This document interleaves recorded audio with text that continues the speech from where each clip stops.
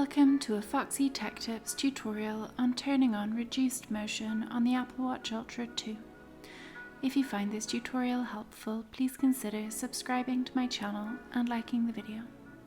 Enabling reduced motion on your watch will limit the amount of movement you see on the screen when opening and closing apps. It will also reduce motion within certain apps. Press the digital crown to open the app menu. Then tap the Settings cog to open Settings. Scroll down Settings and tap Accessibility. Scroll down the Accessibility settings and tap Reduce Motion.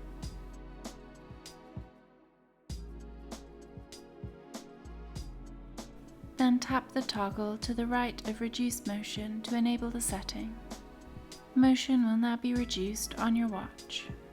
And that draws an end to this tutorial. Please like the video if you found it helpful, and subscribe to Foxy Tech Tips for more Apple Watch Ultra tips and tricks.